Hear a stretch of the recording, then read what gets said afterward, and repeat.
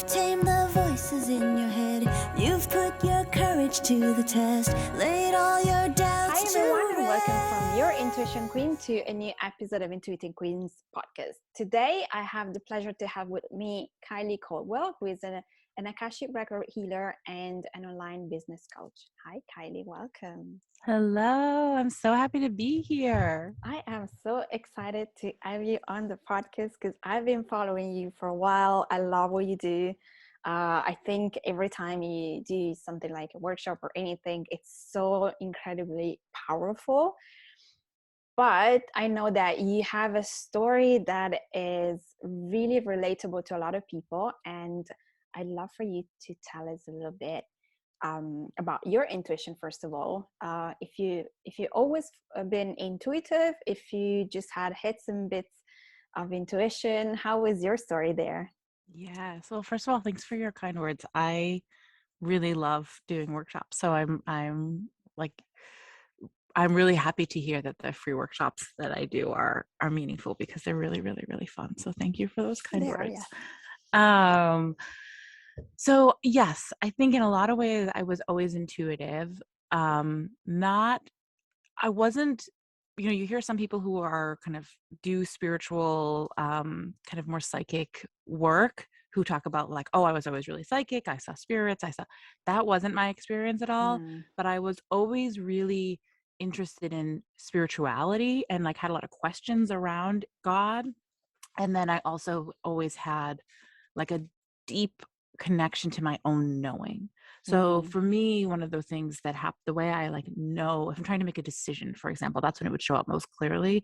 And I would just have this knowing of like in my body, which answer felt good and which answer felt kind of, now I would use the language of which felt expansive and which felt constricting. But at the time mm, it was like what felt like a yes and what felt like a no. yeah. And I always had that. And I also always had this sense of like, I would just meet certain people and just feel this really strong connection to them right away and was like, and okay, I'm going to follow that. I'm going to make sure this person is my friend. So I had intuition showing up. It felt like my intuition was guiding me, and I didn't always Mm, have the language of intuition, but I just always, when it came time to, who to spend my time with and how to make decisions, there was just this wiser part of me who would like show up in my body as a guide. And so that was always there. And I was really, really grateful for that. And then now at this point, I live my life like 97% by my yes. intuition. And now my intuition is like, it's like I have kind of this constant conversation with different like deities and guides and my grandmother, and also that deep inner knowing that is my body's wisdom of Hmm. like, this is yes and this is no. Like that didn't go away. That's just like stronger. Yeah. And is still, I think, the core if I move through the world as an intuitive person and an intuitive healer. But it also shows up as now my intuition is like, you know leaving offerings for fairies in the morning with my kids. I love that. I love Yeah. that. Yeah. That's amazing. That was also like for me, I didn't grow up seeing things, but yeah, as you, I always felt good. I mean, I Mhm. did, rather than, I remember I had to work, um I was offered two jobs, and my friends were like, why? Well, it's a no-brainer. Why don't you take this? It's more money. I was like, yeah, it just doesn't feel right. And they're like, Yeah. what? I Yeah. was like, yeah, it doesn't feel right. The other one feels better. And it was really difficult for them to understand because they're like, but you've been struggling with money and this is going to give you a lot of money. I was like, yeah, it's also going to make me feel very much bad, and then I would probably want to leave in a month. Yeah. It's so funny too, because I think, I mean, I completely resonate with what you're saying. And I think the more we, our intuition shows up and gives us this guidance. Mm, And then the more we listen to it, the louder it is. So if you're someone who doesn't feel like you have a really strong intuition or you have a really hard time making decisions, on one level, it's probably just because you're not used to trusting that voice. So what mm-hmm, I found is like at this point, if my intuition, meaning that, which I think of as like this deeper, wiser part of myself, tells me like, work with this healer, make this decision, launch this course, you know, whatever the thing is, it almost feels impossible to not listen to that, because Mhm. I've built up so much Yeah. trust in that, right? That I know when that's for me, again, it's very physical. When that physical experience shows up of like, go this way, it's honestly feels almost impossible to ignore it, because that trust is so deep, and because I've listened to it on all these small ways over the years of like practicing and playing and making decisions about jobs. And so, you know, the bigger the thing shows up, the more it's just like, okay, here we go. And so, yes, I just think it's important to acknowledge that like you get that strong feeling out of trust, out of practice, out of like listening to it when Yeah. it's smaller, so that when it's big, you're like, oh yeah, I can't miss you. Does Yeah, that yeah, make yeah. sense? Yes, yes, yes. And even if you want to miss it, it's just not gonna let you go. So Yes. it kind of becomes so loud that you have to do it. I had a few situations like that when I moved to London in 2009, when I moved back in Italy this year, when I left my job to start my business. I was like, no, I need to save more money, and just like something from within whispered to me, no, it's time. I was like, uh Yeah. not not yet, a couple of more months. But I had to then really organize myself and leave my job, because I just couldn't hold it. Yeah. I Yeah. couldn't hold it anymore. Yeah. Yes, exactly. Well, and I will also say so I always had this kind of relationship to my intuition and felt like I was an intuitive person at the time, defining it as like this wisdom of making decisions. And then I have two kids. I have a son who's almost 5, and then I have a daughter who's 2.5. And when my son was born, I got pretty intense postpartum depression and anxiety. And so I spent that whole first year of his life really, really afraid. I was really preoccupied with death, especially his. But, you know, anyone's death would do. I was just like really, I had a lot of fear. And I just wasn't in a good place. And I will also just say, I was someone who thought I would be vulnerable to postpartum depression and anxiety, but it showed up really differently than I thought it would. And so I literally Mm, missed it, even though I'd had all these conversations with people that I love that, you know, I'm probably going to be one of those people.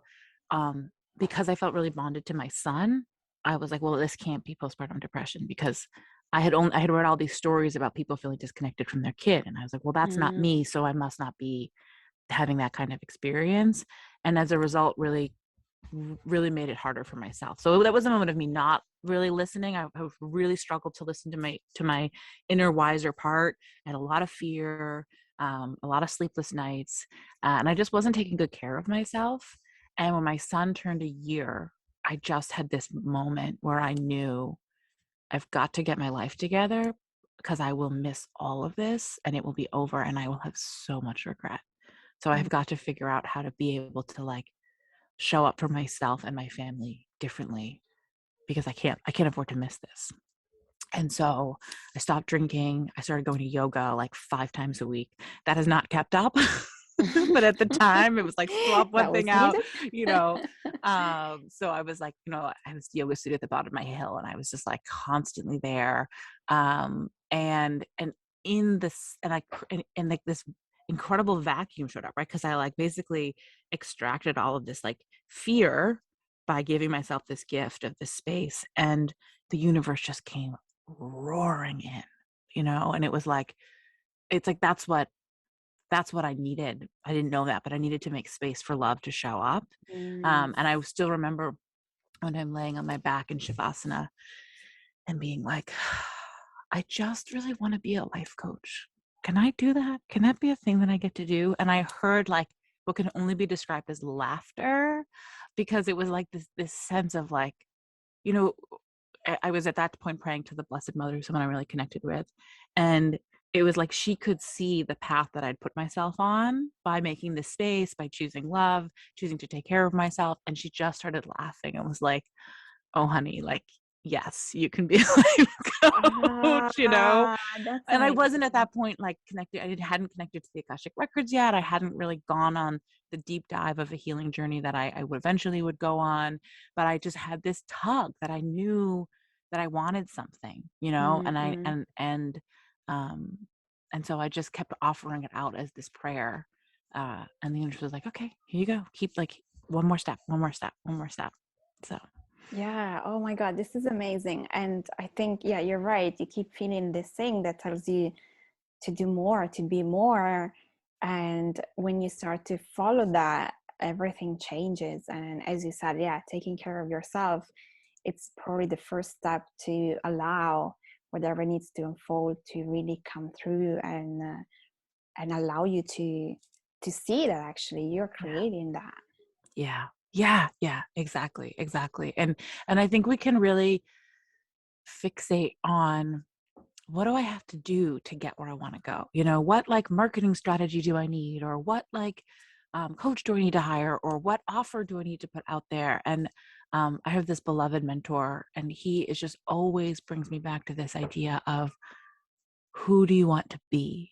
Mm, Really, truly, who do you want to be? And if you can figure out that who that person is, and if you can really be that person, everything else just unfolds for you. It becomes mm, obvious, or because you're being yourself, you can hear your intuition say like, that's the coach, or that's the offer, or that's yeah, the leap to take, yes, but I think our fixation on doing, what do I have to do to get there, is actually a really big distraction. And the yeah, answer is like, who do I want to be, and how do I become, how do I live as that person as often as possible, and that's always where the magic, yeah, that's the thing that I come back to again and again and again as like the most important kind of core piece yeah. of magic. Which I think it's also, as you said, it's very difficult because your life is this. Yeah. It's not you in the next month or 5 or whatever it is that you want to get to. Your life is Yeah. this. You have this person bothering you, this situation not making you feel good, and all you have around it's what you don't want. Well, not maybe everything, but a lot of things that you have around might be not what you want. So I see why people are like, how do I get out of this? I cannot even think about me in a month or two because I'm here.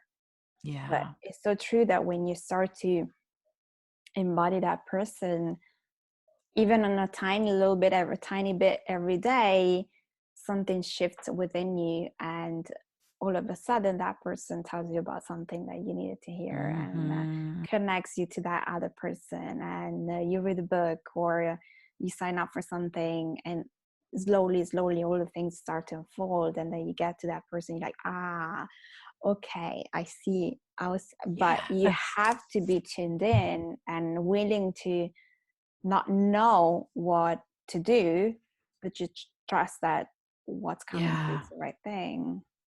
I love everything you're saying. And you have to have, it's like a moment of surrender, right? Maybe we're not at a place where we can just surrender for our whole lives. That's pretty tough. But can you give yourself a moment of surrender, that Mm, like, it's okay that I don't know right now? One of the kind of guiding questions that's been showing up for me a lot lately is, what if there was nothing to fix? And what mm. I found is that when I ask that question, which I hate every time it shows up, I'm like, oh God, this question again. Like, it shows up as like advice. And I'm like, ugh, I hate this because I like to fix things, right? But anytime I can like sink into what if there was nothing to fix and embody that for a moment, I get this huge wave of relief. And Mm, eventually, the longer I can sit in that idea of what if there was nothing to fix, I see the answer to the question I was trying to solve. yeah, So it's like a sneaky way to find out the answer to the problem. yeah, uh because you allow yourself to relax, and yeah. that's when the answer comes through. Because you're right, we're so programmed to find a solution, to think about stuff, how Hmm. you have to have a step 1 and step 2 and step 3, and that's going to take you to the goal. Is not really that way, because you don't even know where you're going. You just know you Yeah. need to go that to that point, but oftentimes we don't really know what we need to do, and we don't need to. And we don't need to. And it's not easy to be, you know, I love to be in control. It's not, you know, I think these ideas can sound like, you know, they can sound really beautiful and also like they're hard to embody. But I love the idea of like, can I, like for a moment, right? Because I can be really all or nothing. So I can kind of, I think a lot of us can do this. It's like, okay, I have to let go of control, like in this big dramatic way where it's like I'm all in on everything, and I'm completely letting go of control. And that might not be accessible. It's probably not accessible for most of Mm, us, right? Like I think that's kind of what like enlightenment is, and we're probably, most of us aren't there yet, right? But yeah. can you give yourself, you know, just can you just stop for 5 deep breaths and be unattached to an outcome? And Mm, just see what becomes possible, like what new path you create for yourself by giving yourself like these like micro moments of surrender or pause or redirection. That's really, I mean, I'm again, mom of 2 small kids. That's real, that kind of micro practice has been really really helpful for me in, because also what I find, going back to this theme of intuition, you know, like, you know, so again, say my kids are being like very excited and loud, and I'm feeling like a certain kind of way about it, and I'm also trying to like noodle on some, you know, business question in the back of my brain, and you know, I will just take 5 deep breaths, and then in that space ask like, you know, what am I not seeing? mm, Or how can I have a different experience? Or just like literally offer it up and be like, I don't really want to be stressed out anymore. But I find if I can give myself the pause before I ask the question, mhm. I get a better question, right? But if I am just kind of grasping, like, um, then it's hard to hear the answer. Like one of the things that I teach a lot about intuition, because I teach a course about how to read the Akashic Records. And so the beginning of that is just like basically like, how do you foster a relationship with your intuition? And Mm, one of the ways I love to think about it is like, is how you hold something. So if you were to think of your intuition, your inner knowing, and you were to think of the energy, so you have a question, right? Which is like, how do I get out of my job, right? Imagine you're like, mhm. I know I'm being called to run my own business, and how do I get to quit my job? That seems impossible. A lot of times we come to that question really grasping, right? Like our energy, we're like have this like tight fisted energy, Mm-mm. right? Or sometimes we come to the question with, and when our energy is really tight fisted, like nothing can enter, right? Like Yeah. when we're grasping, there's literally no space for the answer to show up. And so Mhm. when something's important to us, we tend to be really like tight fisted, white knuckling it. And then there's just literally no space for the answer. Or the other thing we can do is have like, you know, basically a lack of focused energy about it, which is like, I don't know, it'd be great if I could like quit my job, but you know, whatever, I guess. Right. And you're not really like, you're not actually asking a question. You're Yeah. kind of just like maybe complaining or like, you know, and that's kind of this like loosey goosey energy where like nothing, like the answer can't latch onto it. There's no receptacle for the Mhm. answer. Right. But if our energy is this like lightly focused, but like non-grasping focused attention, it's like the energy of cupped hands, and Mm. then you can receive and you can hold because you've created that space. So that's what that, for me, this practice of like 5 deep breaths and then asking the question is my way of kind of going deep enough that I'm not grasping, right? Inviting myself to soften, even if it's just this little bit, even if I went from this to like this, right? Yeah. Softening a little bit, and then the question creates the focus, you know. And so that little practice has been really helpful for me. I agree. And, I resonate so much with this because when I decided to be a coach, I started looking for coaching courses and I couldn't find anything that would resonate with me because they were very salesy, Hmm. very masculine, and I didn't want anything like that. I knew that wasn't for me. So I remember at the time I had my personal Instagram and I just posted something. And some people liked the post and responded, and I started to go through all the comments and likes, and I found this girl that had done the course that I did at the end. We became friends, and Mm. she showed me all the things. And I remember she was in Italy at the time, but she was like, "Oh no, this course is amazing. Go check it out." And when I saw it, and I'm like, this is the course. It's Mm. feminine, it's spiritual, it's about coaching. This is, and it's online. I don't need to go anywhere. I don't need to Yeah. figure out what time do I need to get out of the office. It Mm-hmm. was just the best course I could possibly take. And it just showed up because at some point I was like, come on, universe, you know, there must be some course that makes sense. Everything that I'm finding in London just doesn't resonate with me. And yeah, and from that, it was a moment after a moment and after a moment. But because, as you said, I wasn't attached to the question. I was like, well, Yeah. this is what I'd like to do, but how do I do it? Tell me. Is there Yeah. anyone out there that can help me? And that was it. But yeah, I think, but attachment, it's a big thing.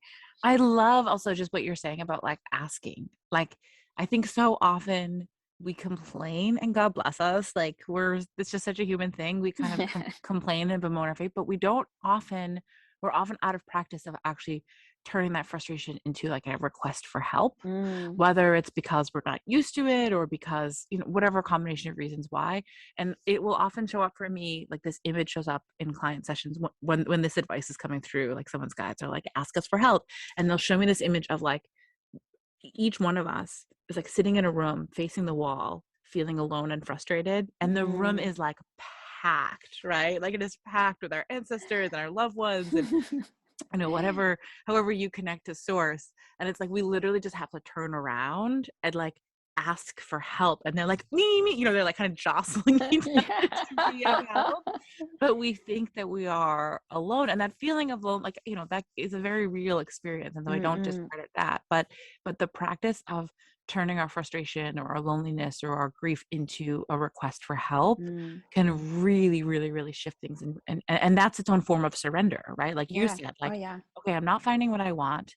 I know I want to, I know I'm feeling called to be a coach. So like, you show me, I'm open to seeing it. And then that's another really beautiful way of surrender, but you're surrendering having put out a bid for help, right? You're not just surrendering to this like neutral chaos, who knows what's happening. It's like, Yeah. I'm surrendering this one thing that I would like to have a different experience on. Yeah. And I think, that's really powerful. But as you said, I think asking, it's one of the things we need to work on a little bit Yeah, more. for sure. We're diving deep in so much that I love, but I want to get back to your story because you have so much to say to us. So going back, because you said something when you were talking about when you had a little bit of postpartum depression, is that you didn't know you were going to become an Akashic record healer, and you just knew there was something else that you wanted to do. So how did that feel for you? What was that? What Yeah. was your life at that point? Yeah. So at that point I was working as a sales executive. I'd worked in sales, specifically in academic publishing, for basically my whole career. I briefly went to grad school to be a professor, and then they hire like one person a year for what I studied. Oh. It's the academic market is like its own crazy thing. And so after, I left after the master's and went back to academic publishing sales. And it was, in a lot of ways, an interesting and fulfilling career. I obviously, like, I'm a nerdy academic at heart, and so I got to travel to different campuses and universities all over the country. I live in the States, and then, but I just had this like restlessness, which I would often, for the record, really begrudge myself for. Like, why are you so restless? Like, why can't you be happy? But Yes. like now I recognize that restlessness was, on one level, it was the part of me that was like, yeah, this is fine, but like, you have work to do. Like, there's something you came here to do that's I don't want to say bigger than this, because I think that creates false like false hierarchy, but that is different than this, and you have something specific that your soul wants you to do. So like, let's keep moving on. And so I, at that point, so when I was kind of doing all that yoga and starting to really deepen my spiritual practice, I also was at that time reading the Eckhart Tolle book, the New Earth, which is a really important book for me. And I just was like cracking open. I was having this like deeper embodied experience of peace that I'd never experienced before. And I was like, wow, something's going on here. And at that point, I thought, well, maybe I can be a coach for moms of young children, right? Because I was having this transformation Yeah. that started with me choosing myself and actually letting myself take care of myself, right? That's how I got out of the postpartum depression. And so I thought, okay, I'll start a business to help new moms. And so I signed up for yoga teacher training, which is like the gateway drug to spirituality for everyone. And I signed up for this course that was like, one of those courses that's going to help you like figure out your niche and like how to talk about business. And so at the time, went through all the way through this course, and I was getting more and more frustrated with this job as a sales rep. And I remember this moment of sitting down. I was on a college campus and sitting down on this bench and just going back to this idea of help and surrender. I was just like, I don't want to do this anymore. Like, this is dumb. Like, I was just bored by the job. I was frustrated. I was unfulfilled. Like, I just was like, I don't want to do this anymore. Like, I am done. So like, show me where the answer is, because I'm all set with this. The next day I had 3 recruiters message me on LinkedIn. And that's just backing up in time very briefly. I got fired from my first job out of college, which was deeply, deeply traumatic. Like, I was a straight A student who like only ever wanted to be successful in this very particular kind of way. And I got fired from my first job out of college. And it was very difficult for me. But I, did the inner work. I like did a lot of therapy around it and all those things. Um, and because of that moment, ever since that, I like could manifest corporate jobs like that. Like, because I'd gone so Wow. deep, it gone so low that it became a place where it was like, yeah, I can think of like 4 different times in my life where I would just be like, I'm done. This is boring. I don't want to do this anymore. And the next day, something would like drop into my inbox. Wow, Which is just to amazing. say, like, I'm a big believer that like when you dive deep into the shadows, that's what makes us the Mm-mm. most expansive, right? Yeah. Because like that was probably it's funny that I'm talking so much about mental health, but that was the other point in my life where I had really deep depression, was after I lost that job Mhm. and was like missed college and just very adrift. So going into the shadows, I think, makes us really powerful and magnetic. So anyway, um, long story short, I got a job offer that I was going to be kind of like basically a chill job. And I was like, oh, well, then I'll build my business in the background. This is great. It's going to be a work from home job. It's going to be really chill. And I'll build my business in the background. This is exactly what I wanted. And then uh, the place I'd been working offered me this huge promotion. And we're like, how about actually you become the director of the whole team? Mm. And it was one of those moments, going back to intuition, where like my body just knew that the sales director was the job to take. Like, I just knew I didn't have to, Mm. even though I was like gonna have to go to an office, and even though it was more work, I just knew that there was something there that I needed to experience. And it didn't feel like a distraction, right? Because I Mm. was like literally about to launch this business as a mom as a coach for moms of young children. And I was about to launch that. And then the universe was like, just kidding, come over here and get this big corporate job. And I just trusted, because it felt so like a yes. I just trusted. Mm. And what I now realized, I had a team at the time of like 25 direct reports, which is insane. But I was actually just learning how to be a coach, right? Because Right. Yeah. that's what I did all day, every day, was just like talk to my direct reports and figure out how to coach them through whatever they were having a hard time with. And sometimes I was great at it. Sometimes I was less great at it, but I was Mhm. learning how to hold people accountable while encouraging them to really stretch and grow. I was learning how to really embody leadership in a new kind of way. And I was learning a ton from these, really smart CEOs that I worked for. So anyways, that was happening.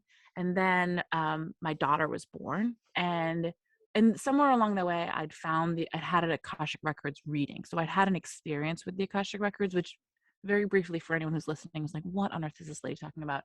Um, the Akashic Records are basically everything our soul has ever experienced is remembered, right? And the vibrational memory of that is stored in the Akashic Records. So a lot of people refer to the Akashic Records as a place, as like a library or a place to go to get information. And it can be a really cool way of tapping into past lives and getting kind of guidance and answers, because each one of us has a soul team that's assigned to us in the records. These are guides who've like known us forever, right? And so they have a very particular kind of wisdom. Um, and there's a much deeper magic to the records that I think we're just beginning to understand and share about, which is much deeper than the knowledge of the records, which is like the knowledge of, oh, I was a witch in a past life, and that's cool. Mhm. But it's this really incredible way of tapping into this like infinite source of healing. And so the work that I really do in the records is around this healing, which is like, let's uncover, you know, what the wounded parts of you need and how can we integrate and release, whether it's a past life trauma or an ancestral pattern Mm. or an inner child wounding, like on a deep spiritual level, what is the healing that you need? And I have found the records to be a really incredible way to access that healing energy in a way that for me is unlike anything else. I also have a deep soul connection to the Akashic Records, so it's like my native language, so to Yeah, speak, yeah, yeah, right? yeah, yeah. So anyways, obviously I didn't know any of that at the time, but I'd had a reading that was really moving, and I bought a book about how to read the records. And again, using your intuition, it just sat there for a long time. And I was like, I'm not ready for you yet, but I will be. And then my daughter was born, and she was like, I don't know, 6 weeks old. And I just knew it was time to read that book, which tracks. She's like such a crazy psychic baby witch. It's hilarious. And so the first time I opened my records, which you use most, not you don't always have to use a prayer, but most people use a prayer to open the records. You kind of get into a meditative state and say a prayer. Um, uh, I just felt like I was home. Like I just had this Mm. incredible physical experience of peace, and I just knew that something shifted forever for me in that moment. And then like a lot of the times I was nursing my daughter to sleep, I would just open the prayer. And so I would kind of sit there in prayer and open the records while I nursed her. So that was like my practice for a long time, which she Mhm. was a baby, so she nursed a lot. It worked out really well for me. And so I immediately reached out to the like witchy people in my life and were like, okay, I found this cool new thing. Like, can you let me practice on you? And within like 2 months, I was like, this is I need everyone to experience this. This is the thing I got to open my business about. And so Mhm. I was still on maternity leave, and I made my website, and I like, still remember when I like hit publish. And again, at the time, so zooming in for context, so I was working as a sales director. I was like, managing this team of 25 people. I was laying out the sales strategy for this multi-million-dollar company. So I stepped into owning my own business thinking like, okay, I don't know what I'm doing, but I know how to make money. So Mhm. like that part of it, I've got down. Everything else, I'll figure it along the way. And then I love this part now. I hated it at the time. For the next 10 months, I made a whopping total of $1. Wow. Like I just could not figure it out, because it turned out it had nothing to do with the strategy, and it had everything to do with me and my energy and my fear and what I believed was possible, and where my wounds were that hadn't yet been tended to. Mhm. And so I just was like spinning, and I thought about my business all the time, right? I wouldn't post about it. I was too scared to show up, but I would like I would spend like hours on Instagram just like scrolling other people, thinking like, how are they figuring it out? How are they doing? How do they even know what to say? Like I just was really, really, really lost. And again, meanwhile, like planning a corporate sales retreat for 30 people, like there was like a lot of like strange parallel experiences happening. Um, and then, uh, and then I zoomed forward, um, and yeah. Anyways, I just to like underscore that, I just think that's really important, because I do think, going back to this idea of like doing versus being, most of us when we're struggling, we think like, oh, why? Like, what do I have to do? What do I have to do? Yeah. What What am I doing strategy do I wrong? need? What am I doing wrong? What strategy do I need? And like, I had all of the strategy. I mean, I had been I had been a very successful sales executive for a decade. Like I had strategy like out the wazoo, but I Mm, but I had all of this deep inner wound around like it's not safe to be seen. If I step out and actually do this work, my family will somehow be punished, mm, which wound past life. I had this really, really deep conditioning that like money is evil, that money is bad, that I'm unworthy of money. I had this huge fear of being seen. I had a lot of resistance to actually like speaking my truth and being judged for it. mm. Like I just had all this. Can I swear on this podcast? All this junk in Yes, them. Yeah. Okay. yes, you can. Anyone who follows me knows I swear a lot. Somehow not in front of my kids, but Oh in front of yeah, my don't worry. audience. I do the same. So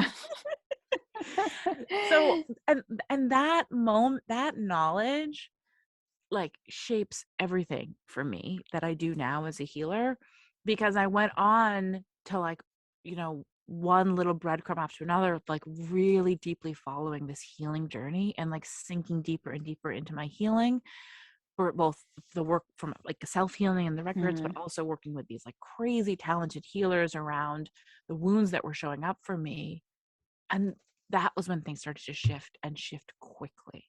mm, So mm, it's not that strategy and action are bad, they're great, but when they're unmoored to like a deeper embodiment, you mm, know, that's when our strategy can be a distraction, right? When you're when you can follow the deep inner work and do a healing journey and then you bring action and strategy in, it's like then you take off like a rocket ship.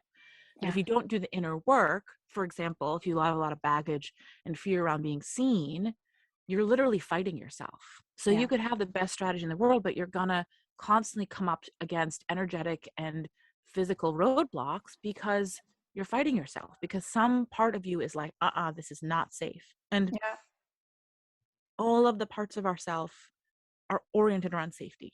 So there's no such yes, thing as self-sabotage. It's all like, how can I be safe? What do I need to do in order to be safe? And we have some misguided ideas. Different parts of us have misguided ideas around what innate, what safety is. But yeah, if you do the healing work and then you bring in the strategy, in my experience, that's where the like total magic happens. I completely agree with you, and I wish I heard this before I actually left my job and started to do all of the things, because that would have saved me probably a lot of frustration, money, and a lot of other things.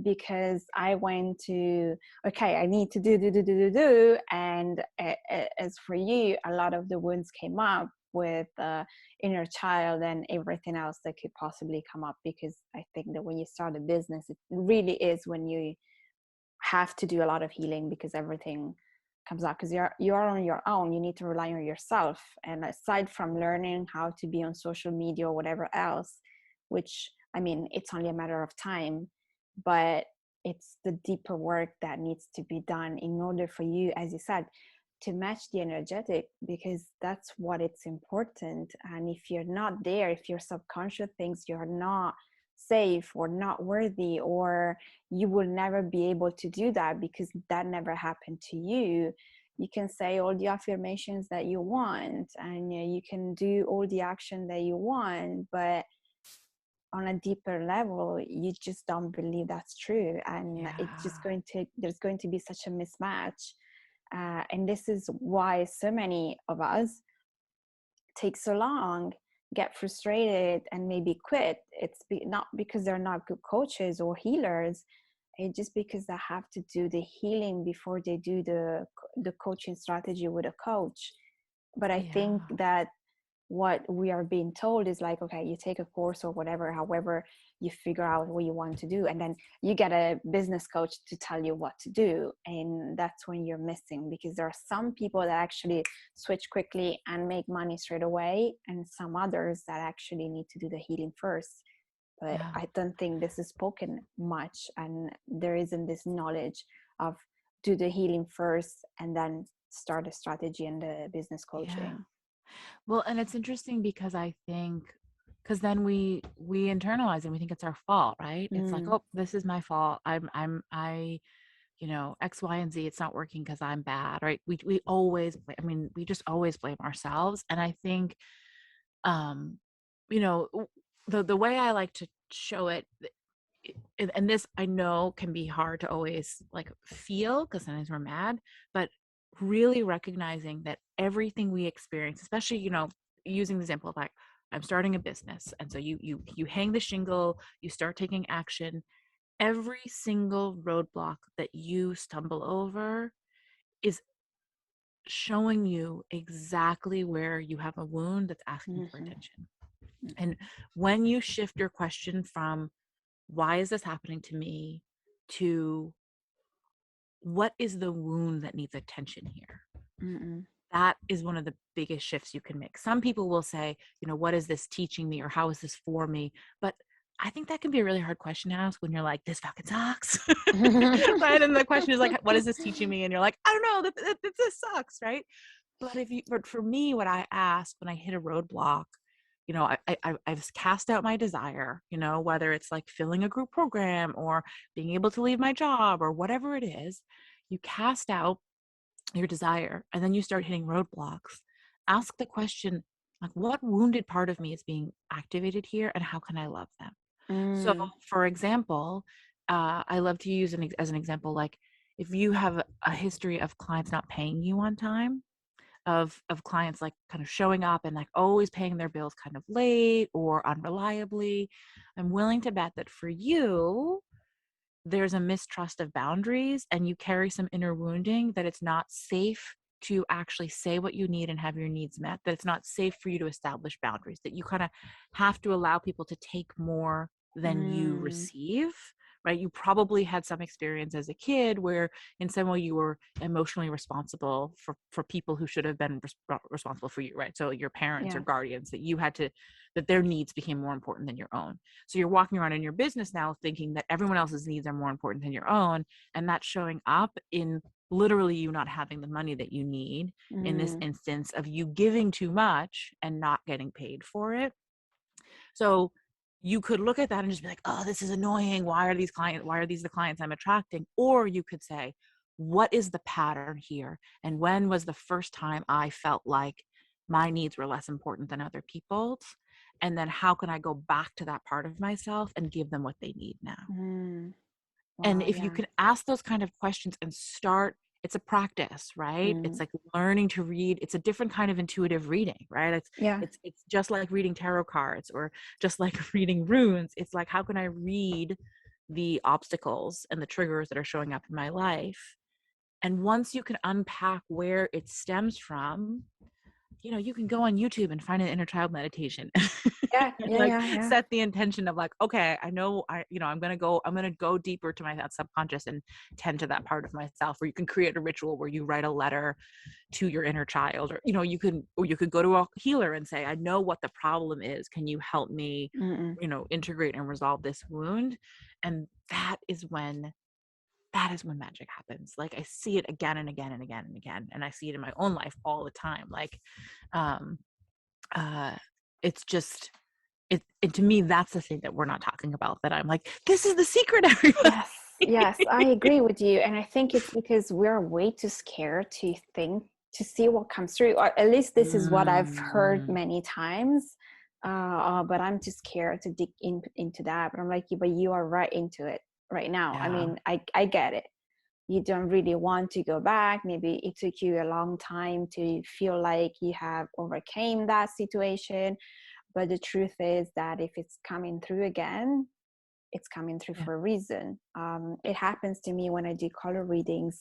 When I channel, I just channel what's in the energy field, and oftentimes, so I see a color and then I understand what the color means, and then I explain it. mm, And I often have clients who are like, oh yeah, I know this is a past life thing, or I've been working on this for a long time, I don't want to work on it anymore. And I'm like, yeah, but it's coming through again, so there is something else to do. And I mean, you can choose not to, but it's right there asking to be seen and to be yeah, healed.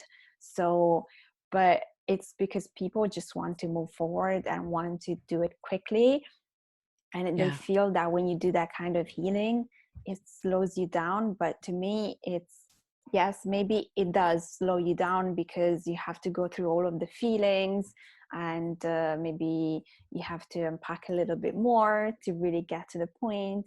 But after that moment, you have such a major a breakthrough, a shift, and that makes you feel so much better, freer. And then that's when you start to have maybe the ideas that you've been wanting to have that weren't coming, or you just have an answer, and life is just better.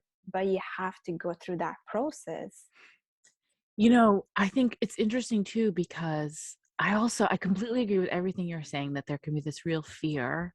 And I also think this is the shortcut, Mm. because we're all so weighed down by our baggage, by our limiting beliefs, by these like wounded parts of ourselves, where we're literally fighting against ourselves, right? Because the part that's like, don't go down that path, money is evil, right? Like she's Mhm. throwing a temper tantrum, and you're under trying to grow a business, like slowing you down so much more than like the 5 second, the pause to go and look at it.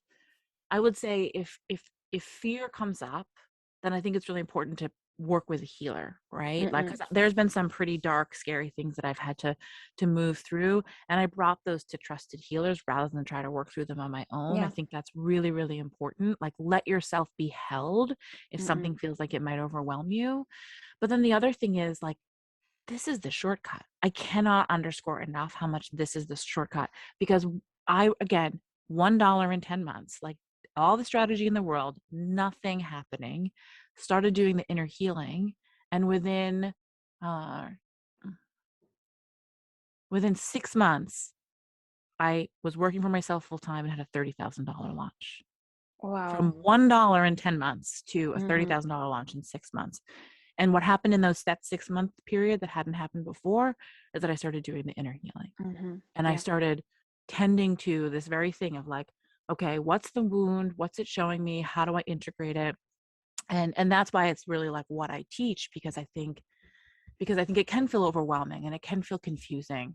But I think, and I just think, if you are impatient, which I am deeply impatient, this Mm-hmm. is the shortcut. I guarantee it. Again, just using myself as example, I had a moment a couple of days ago, or it was a couple of weeks ago, where I had this experience where this old familiar pattern came up, this old deep wound, and it knocked me out. I mean, this like, Mm. pattern that had come up for me before, that, I experienced as a little kid. And I mean, I spent an evening like curled up in a ball on my couch, feeling sorry for myself, and not feeling sorry for myself, feeling sad, like really Yeah. just like in the experience of my grief. And I woke up the next morning and I just did the thing that I do, which was like what is here for me to love, right? What part of Mm. myself most needs love in this moment? What is she afraid of? And how can I help her feel safer? And what I saw was this pattern in my business. Even though the wound that had shown up had nothing to do with my business, Mm-hmm. I saw this pattern in my business where I was energetically really keeping people at bay, because I had this fear that I would have to give more, that if Mm. I let people in, that I would have to sacrifice myself. And so I was very, very energetically selective about who I was letting in. And Right. and I just had this moment of like, oh, well, if I can really trust my own sovereignty in all ways, in this pattern, in my personal life, in my business, then I can trust that I can let the right people in, and I don't have to energetically like hold a barrier up. And I kind of just sat with that and journaled on it. I didn't even do any like deep, crazy Mm-mm. healing. I just sat and journaled. That afternoon, out of nowhere, someone who'd messaged me 10 months earlier signed a $9,000 package. Like Wow. literally out of nowhere, right? Because energetically I started to shift things. Yeah. And that's why this is the shortcut, right? Is because these subconscious patterns are standing in the way of our greatness. And if we can love them, then all the parts of ourselves start to be on board, and we are open to receiving the magic of the universe. We're open to actually shining as brightly as we're supposed to shine. But if we don't allow ourselves to, tend to these wounded parts of ourselves, we just waste our energy fighting ourselves. And that's why we're Yeah. frustrated, and that's why we suffer, and that's why we, you know, feel stuck and trapped. Yeah. Yeah. And I love that you talked about this. I think that, understanding that it's not just about the reality that we're living. You know, everything that is blocking us can come, yeah, as you said, as an inner child wound, but oftentimes is a past life. It's an ancestral pattern. And putting all of those together and healing them just makes you feel so free. And all of a sudden you start see things coming, and you're surprised because you don't know, you've been working on this for so long, and then you do the work, you do the inner work, and that shifts. But because it's so integrated in us, so in our body, just so much stored in our body, that we need to do something to change that, to shift that. Yeah. Yeah. And I think we carry such a deep idea, that we can't actually experience wholeness. So I think we're often really afraid to look at these wounded parts of ourselves because we think like, well, what can I do about it? Like the best I can do is kind of like try to forget it and move forward. And again, this is why quantum healing, whether it's in the Akashic Records or a different modality, because it's not the only one, it's just mine, I think is so potent because that's a total lie that we have to carry this, that we're required to just carry this burden on our shoulders. And if we allow ourselves, we can really release and integrate. And to your point, like, then you can actually enjoy your life. Yeah. That's been the biggest gift for me. Is like, yes, I get to work for myself full time and have loads of time for my kids.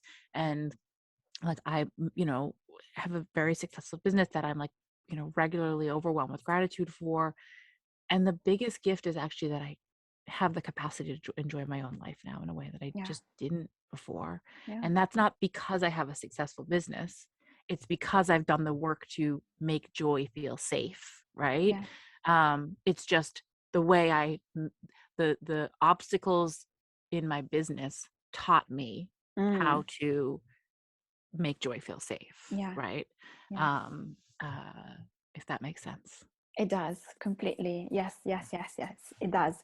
And to this point, tell us exactly what you do. What kind of clients do you work with? Who are you? What's your specialization? Because I know you're Akashic record reading, but I mean, there are so many things you can read in the records. But Yeah. you specialize on a topic that is super important. So Yeah. So unsurprisingly, my specialty is really shadow work, right? So my specialty is like, I work specifically with spiritual entrepreneurs. So the kind of healers, coaches, but I also have worked with folks who are spiritual people, and their business is, real estate or selling tea. So, if you identify as a spiritual entrepreneur, healer, coach, artist, who want to make the world a better place and feel stuck and frustrated in their business, either because they're trying to open the door in the first place, or because, they've had their business for a while, but they're looking to either grow and scale it, or maybe it's actually growing and scaling just fine, but they're overworked and they're not enjoying it. And so either way, they recognize that there's some kind of subconscious programming that's in the way, that they'd like to go on a journey of uncovering and healing and releasing. And so I have, whether it's through group programs or one-on-one coaching, basically the specialty for me is like, let's look at where the wounds are and then let's love on them. And in particular, one of the places that is like the place that I coach on the most, which I was in all honesty a little resistant to at first, is money. Because it's the place where like, it's the place where we just have so much pain, right? Yeah. And I had I share, that story of $1 in 10 months is just like one of a million stories of like basically feeling like money was this very, very complicated and painful place for me. And money is ultimately the energy of like having our needs met, right? So whatever programming we have around our needs being met, and whether we're allowed to have our needs being met, and what are the conditions to having our needs met, that's what shows up in money. And so I could just feel for a while that I had to do more and more coaching on money healing. And I was just like mad about it. Like I knew, again with intuition, like I could sense that there was like this big program that I was about to create. Like I could feel it coming through, but I didn't quite know what it was. And, when the moment that I realized that it was all about money, I was just like, oh, God damn it. Exactly what I didn't want. Yeah, but I'm a big believer that like for me, like I am a big believer that like where our pain is, that's where we are ultimately the best coach and healer, because we Oh, yes. understand, right? Yeah. Like if you come to me and you say like, I have so much shame around money, I'm like, honey, sit down. Like you're good. There's nothing you can say to me that's going to make me think like, you should have budgeted better. But I think this idea that money is is about our needs being met energetically, and like what is your baggage around your needs being met, what are the conditions you learned maybe as a child around your needs being met. There's not a lot of conversation about that from what I have observed as like the energy of money. So people talk about like get into the frequency of abundance, but like I'm sorry, I don't know what that means. I like like How? as someone with a Where successful is the business, money, by the way? So where right? is the frequency? What is like I don't have that preset on my radio dial. I don't know what that means, right? Yeah. And even things like people talk about gratitude and like how gratitude makes us super magnetic, and that is 1,000% true. And gratitude might not feel accessible to you if you are carrying, this is something that I observed for myself, if you are carrying resentment over all of the times that your needs have not been met, right? Sometimes we will actually hold on to that resentment because it's the part of ourself that is desperate to be acknowledged, right?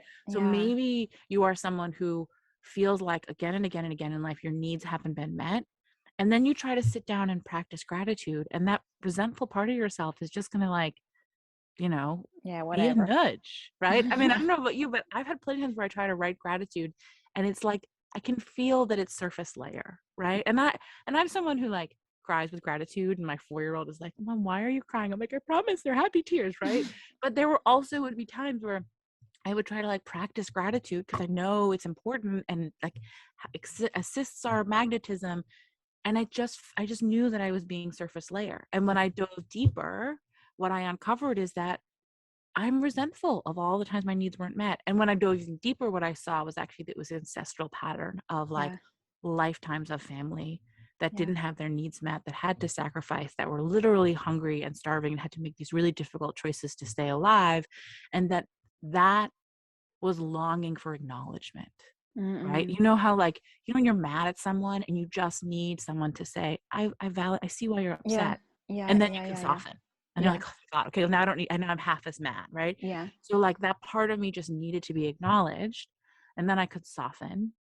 And then I could actually practice gratitude in a new way. So there's all of these things that we like have a surface understanding about money, but there's not a lot of spaces that are like, I think, geared towards doing the shadow work around Yeah. money, right? Yeah. Which is to say, where is money painful for you?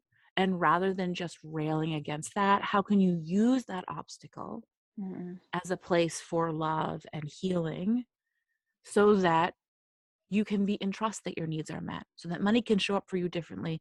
And also you can feel safe, right? Yeah. Yeah. Because the other thing that can Absolutely. happen is like you get a big windfall and then you feel just as unsteady, Yeah. right? Like Exactly. internally Yeah. you're like, oh wait, that's actually still not enough, because on some core level you are afraid that it's not enough and that you still don't actually feel safe. So that's what we have to look at. We have to look at the party that wants to feel safe, the party that wants to feel loved, the party that wants to trust that their needs are met. And if we go there, money shows up differently and we experience life differently. Yeah, completely. Yeah, I think, yeah, money is such a big, big thing. And that we want it or not, we need the money. And especially when we have a business, we want to make the money. We want to make the money for the freedom, for what it can give to us. But it, it's important to understand it's very much linked to ourselves, to our belief, and to our energy, and whatever comes from that. So Yeah. it's not related to thinking that, oh, because I don't know, my parents said we don't have enough money, and if you switch that belief then everything's fine. It's not fine, because there is a core wound behind that you still are storing in your body, and until you release that, you're not going anywhere. Yeah. Or you might take some steps forward, but then there's always going to be something coming up that blocks the flow, and you're back at the same point. And exactly. And the reason that we get back at that same point is not because we're being punished, but because our soul signed up to learn certain lessons, right? And it's like we just keep getting the same lesson over and over again until we learn it. And it's not because we're being punished, but it's because bigger picture, like that's what's going to bring us. What we are really longing for is to remember our own wholeness, right? That's the actual kind of assignment, if you will. And having a successful business or making money or all of these things, like they're the means by which we can remember our wholeness. But ultimately, our soul is invested in that journey of like remembering that it's whole. And so those are the lessons we're going to learn again and again. And so if money is painful for you, like welcome. It's painful for many of us. Like there's no shame in that. And that means it's you're in the school of it's the curriculum for you, right? It's the place that you've signed up to learn these lessons. And so rather than feel ashamed, which capitalism does a great job of trying to make you feel ashamed, rather than feeling ashamed of the fact that money's painful, like you get to unpack and uncover those wounds in a way that brings you closer to that wholeness that your soul signed up for. And that is your true essence, right? That's the truth of who you are. And as you remember that wholeness, like anything becomes possible, right? Like, you see certain people and they just seem like they're like shining and you're like, how is she doing that? It's because she's remembering more and more of her wholeness. Like that's what that magnetism is. And so as you remember more and more of your wholeness, you will have people who are like, I don't even know what you do, but I need to work with you, right? It just shows up differently because you're able to just be more of yourself effortlessly. Yes, totally, completely. And I think, this lesson coming back to be actually finally released is what makes us like, oh, I can. Oh, but no. But it's worthy to do all of this work, because you free yourself. You simply free yourself, and your life is better. Like you said, like you finally can get the things that you want, even if it has taken a while to get there. But at least you know that this is over. Like you've done this. There's going to be something else coming through, but this is done, and you're evolving as a whole being, and the business evolves with you. And I think I love the saying little by little, then all of a sudden, because for me, that's always how I experience it. And everyone's different, but for me, it's like, there'll be like a big lesson that I'm kind of chipping away at. And so like the material experiences will start shifting little by little. And then all of a sudden there's this, like the floodgates open and, the thing that I have this like deep, profound experience of receiving whatever it is that I've been wanting to receive. Right. But it's always because of the like little pieces I've chipped, like, so it's like,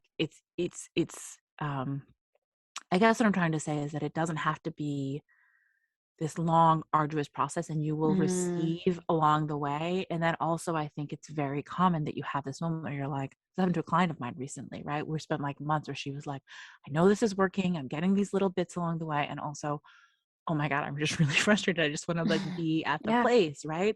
And then sure enough, and we both were like, could feel energetically. She's like, I know it's right around the corner. And I was like, that's what I sense for you too. And then, so she just kind of stayed on the path. And sure enough, within a couple of months, like her schedule was completely filled out. She bought a new car. She found the apartment she'd been looking at for like literally 8 months. Like everything came together, and it came together in an instant because she was ready to hold and ready to be able to enjoy everything that she'd been wanting. And the universe was like, okay, great. Like we needed you to learn all those lessons, right? And the truth is you might not have learned the lesson if we just gave you everything Isn't that true? And we're like, you might not have done this oh deeper. my God, You might yes. not have gone all the way back to that inner child wound if we hadn't sort of like tugged you along in this way. Yeah. And so I do think, like, if you're in the place where you're like, it's, yeah, you're like nodding your head, you're like, yep, I agree, I'm doing all these things these women are talking about, like, notice the places where it's little by little, and then like trust that it will fully arrive. Yeah. That it will fully arrive for you. Yeah, I think this is so important, because I think we all get into this point where we're like, but it just keep going, Yeah, and keep just doing the keep work. going. Yeah. And to go back to like the big picture thing of your podcast, like, trust your intuition, Mm-hmm. right? Like, trust your intuition, whether it's like, change your offer, or work with this healer, or go on this retreat, or like take this weekend and don't work at all, thank you very much, right? Like, Yeah. trust your intuition, because that is the wiser part of you, and so Yeah. it will lead you. I don't know about you, but anytime I've made a decision where I listened to my intuition, it always brought me where I wanted to go 5 times faster. Oh yeah. Oh yeah. Yeah, yeah, Absolutely. Yeah. I'm not the intuition queen for nothing. Oh my God, Kyley, I will speak to you with you for hours. same, I same, same. absolutely love this conversation. It's so flowing, and I think we could talk about so much more, but maybe we'll do this maybe we can do this on the live, on the Instagram live, and talk a That little would be bit so more. fun. Yeah. I think you also have to go. So tell us where we can find you. So if anybody wants to join your group, or just check you out Yeah. and work with you, they can find you there. Yes. So the place I'm probably most active is my Facebook group, which is called Akashic Soul Circle with Kyley Caldwell. And that's where the workshops that we mentioned at the top of the podcast happen, probably once every 2 months or so. I do free workshops. I'm actually going to be coming out with a weekly sort of live Facebook Live show sometime before the end of the year. So there's lots of content there. And also, separate from me, it's just a really, really beautiful community full of really, really Yeah, I cool agree. healers I agree. and wonderful humans. So that's where I'm most active. But if you're not a Facebook person, I'm also on Instagram at Kyley Caldwell, and you can sign up for my mailing list at kyleycaldwell.com. Okay. Well, Oh, actually, I'm sorry. One quick yes. thing I will say: if this topic resonated with you, and you go to my Facebook group, Akashic Soul Circle, with Kyley Caldwell, you can. The money. I did a workshop, a 2-day workshop called Money Magic. About a, I don't know, depending on the timeline, it was a little while back, and it was really, really, really beautiful. We had 200 people register for it, and people shared that it was really, really transformational. So if this money stuff that we're talking about resonates with you, and you're like, okay, great, what do I do now? You can. It's a 4 hours worth of content. This 2-part workshop, and it includes some mindset and then some Akashic Records journeying and healing. So definitely go check that out and let us know what shifts for you. Yes, yes, and everything that she does, actually, because whenever I have the time to do your workshops, there's always something like, "Mm." Oh my God, I did not realize this. So it's Oh, worth going and join her group, because she's amazing, and as she said, the community is also very thank much you. like beautiful people. Thank you. That's true. Um, okay, so before we wrap up, tell us, give us an advice for the people that are listening, something that you feel to share with them. Mm. I think the journey to trusting your intuition and the journey to loving yourself are the same thing. Mhm. So if you're looking at what can feel like big ideas, like how do I love myself more? How do I honor my intuition? How do I trust my ability to take risk? All of these topics can feel really, really, really, really big. And also, they're all really interconnected, right? So, where can you be compassionate with yourself? It's the same thing as learning how to trust. It's directly related to learning how to trust your intuition, right? Um, when you are we've talked a lot about shadow work in this episode, and when an obstacle shows up for you, if you can greet it with compassion instead of judgment, Mm-hmm. and you can treat it with curiosity, which is that kind of open, I wonder what this might have to say energy, you will be amazed at what you can kind of uncover for yourself. And so I always invite people, when you trip and fall over something, which we all do all the time, look at it with curiosity and compassion, knowing that those are that's the energy that brings you self-love, that's the energy that brings you self-trust, that's the energy that invites in wisdom. um, and then the intuition practice is trusting what drops in, right? Yeah. So if you trip Yeah. over something and you're compassionate and you ask a question, and then something drops in that's like, I think this might have to do with a past life when I was maybe a witch. Is that true? Okay, follow that, right? Because that's how we, again, self-love and trusting your intuition is one and the same. Follow that and see where it takes you in the scheme of like, what if it was true? What if it were true? What if it were true? And let that energy kind of just gently guide you. I guarantee it will take you to some really loving, spacious places. Yes. I love that. I Okay, love can I that give so one more much. piece of intuition that's coming Of through? course. Of course.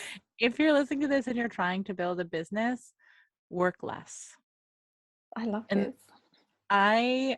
this is something that is very hard earned for me. Like I like to work, but work less. Play more, tend to your energy and your spiritual journey more. Mm-mm. Like, let work flow from you. Be generous with yourself. If you're trying to grow your business, 9 times out of 10, the answer isn't to like whip yourself and work harder, right? Yes. So, probably, I don't know who needs to hear this. I feel like a lot of people, because it just came in really well.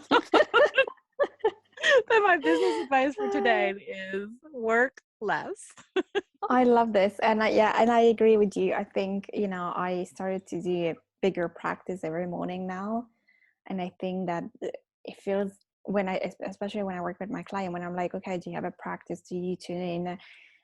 Yeah, but I don't have the time. So I think make the time, because that's the part that you need in order for you to get attuned to your energy and your intuition and your joy. Yeah. And ask for help making the time. So I have my kids wake up with the crack of dawn, and forever, I mean, like literally for years, I was like, if I can wake up before my kids, then I will like have some time to myself, and I will be a nicer mom, and I'll get my like meditation in for the day. In years, I couldn't do it. I just couldn't get out of bed until finally one day I was like, okay, someone up there needs to wake me up. Like I like I just like literally gave an assignment that was like, we all know I need to be getting up early, because I'd also gotten that intuitive knowing that like Mm-hmm. it would benefit me. But I was like, but I don't like to wake up in the morning. I like to sleep. So like someone needs to get me out of bed. And sure enough, like clockwork, like something ridiculous. The first week it was like really ridiculous things that would happen that would like, drag me out of bed. But like if which is just to say, if finding the time is hard, make that a place that you ask for help. Like, right, like Mm-hmm. I recognize that having a spiritual practice would help me, show me where that time exists, or like help me find the time, and let it be fun. Like my meditation practice is like sometimes deep meditation, but sometimes I put on music and drink tea and I just listen to the music, right? Mm. Because to me, it's about like cultivating stillness and like connecting to myself with joy. Yeah. And so sometimes that looks like a kind of formal meditation, but a lot of times it looks like just chilling out with my tea in the morning and looking out the Yeah. window. Yeah. So Yeah. Yeah. Yeah. Totally. yeah, Yeah. Yeah. yeah, Find your own way. But yeah, I think this is really important. Yes. yeah. Well, Kyley, this was such a beautiful episode. So thank you so much for being on the podcast. This was so great. Thank you. This was a treat. All right. I hope you enjoyed this conversation as much as I did. I always love to talk about those topics that can help more. And there's just so much to talk about. If you liked my guests, if you like this episode, all the details will be in the show notes. So please do go check out what Kyley does. And if you want to work with her, if you instead you want to work with me, you just have to go to the intuitionqueen.com, and that's where you can find a little bit about my story, my offers, and what I'm all about. You can also find me on Instagram the Intuition Queen, and you will find a lot of things about colors, intuition, and everything like that. You can also find me on my Facebook group, Discover Your True Colors. All the links are in the show notes. And it's a group to learn more about energies, emotions, colors, intuition, and all of the topics that you heard me talking about in the podcast if you've been listening, watching. You can also sign up to my newsletter to be updated on a new podcast episodes, all the things that are happening, new offers, and everything that might be interesting for you if you've been following the episode, because the topics I will be talking about are always the same, the ones that I'm so passionate about, and I'm pretty sure you're passionate about too. All right. Thank you so much for watching and for listening. And I'll see you next week. Your heart Ciao. is full and wanting more. Your future's at the door.